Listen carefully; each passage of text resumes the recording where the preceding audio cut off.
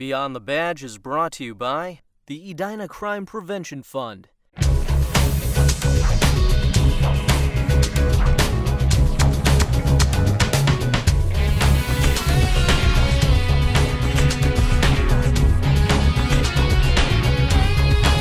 Welcome to Beyond the Badge, a program about the inner workings of the Edina Police and Fire Departments. Thanks for joining us. I'm Sergeant Brian Hubbard.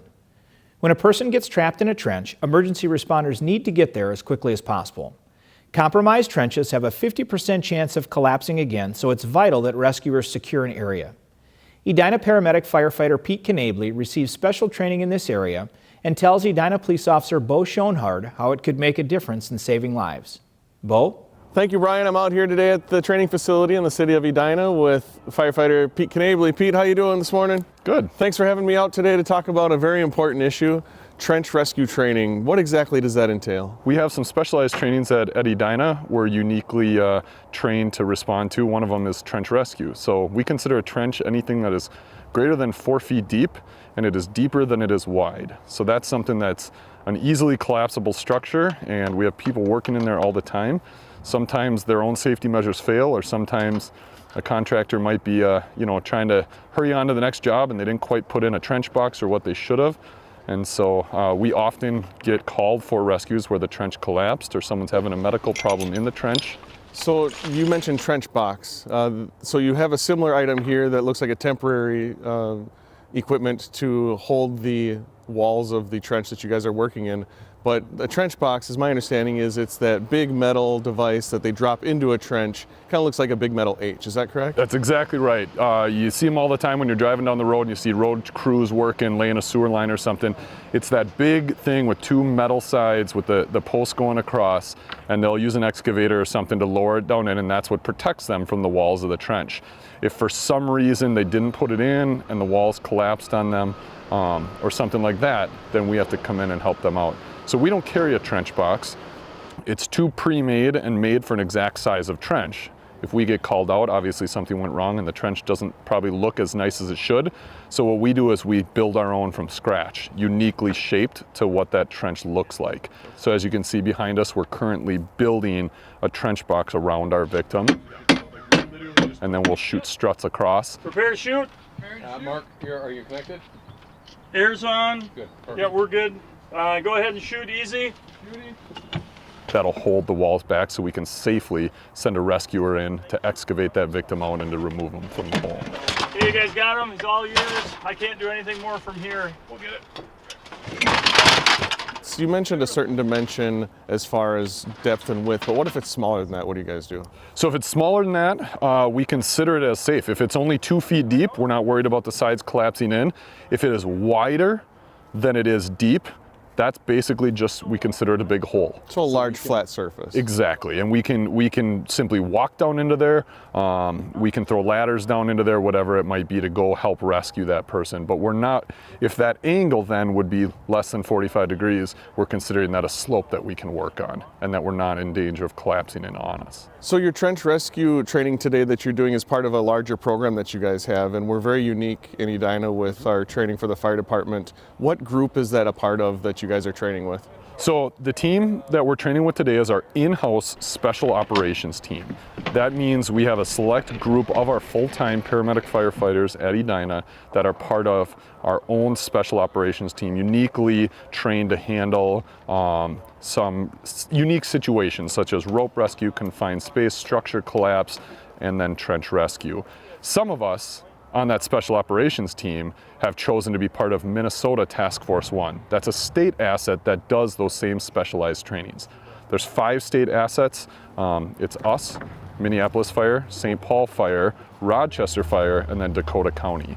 So the state relies on those 5 to come together as a team if we had to respond for any of those unique incidents. So a great asset and group for the city of Edina and the Edina Fire Department. It's something we're hugely proud of. We are extremely highly trained in those areas. It's something that our citizens have in-house, full-time people ready to respond to. We often get called for mutual aid to our neighboring cities.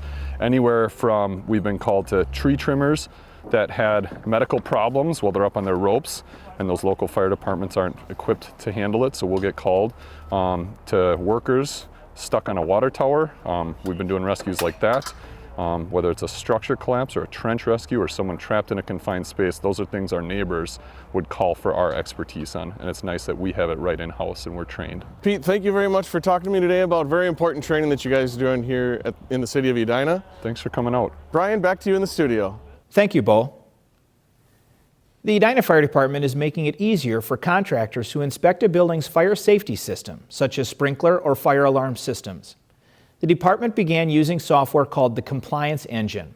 This web-based submission platform allows contractors to submit the required life safety system inspection reports directly to Edina fire inspectors, who are then able to review the reports in real time. The inspectors are then tasked with reviewing any deficiencies identified in the reports and follow up with building owners to assure the necessary corrections identified in the reports are completed. Edina Fire Marshal Rick Hammerschmidt says the new system also helps keep track of when a building's fire safety system was last inspected. We load all of the businesses in the city that have any of these life safety systems, so at any point in time we know when the system is out of compliance. So we're able to tell at any point on any business that, hey, you know, you're overdue for your inspection, your required annual inspection. Hammerschmidt hopes business and building owners will keep this software in mind when hiring contractors tasked with making sure their building's fire safety systems are functioning properly. The software cost is $12 a safety system per year and is charged to the inspection contractor. During Super Bowl week, a few Edina police officers volunteered to play football and encourage children from across the Twin Cities. Edina officers Kyle Waterstreet and Darren Davis and Sergeant Kevin Rothedal went to the West St. Paul Sports Center, where they ran dozens of children through football drills and helped them build a Lombardi trophy. Several NFL players stopped by to speak with the kids, including two-time Super Bowl champion Ray Lewis. The program's goal is to unite youth and police through the power of sports and education. There was an uptick in the number of thefts from vehicles in Edina last year. In 2017, 225 people reported having items stolen from their vehicles. That compares to 192 thefts in 2016 and 145 in 2015. 75% of these crimes involved an unlocked vehicle, and more than 65% happened in a residential area. Most theft from vehicles are a crime of opportunity, which is why the most common factors are leaving a vehicle door unlocked and having valuable items visible from the outside. In addition to locking your vehicle, Lieutenant Brian Tholen says protecting your keys, whether at home or at the gym, is a necessity. Today's society, everyone's moving at a fast pace. You want to get your workout in at the end of the day. You want to get your kids picked up from school. You want to have a dinner with your family. We're all there. And sometimes the keeping a track of your keys and keeping track of your car becomes third or fourth priority. But in reality, it becomes priority one when it's not there. On multiple occasions, a theft from vehicle turned into a burglary because thieves gained access to the garage door opener. Be sure to keep your keys safe and doors locked. On behalf of the City of Edina's Public Safety Team, thanks for tuning in to learn a little bit more of what goes on beyond the badge. Until next time, stay safe.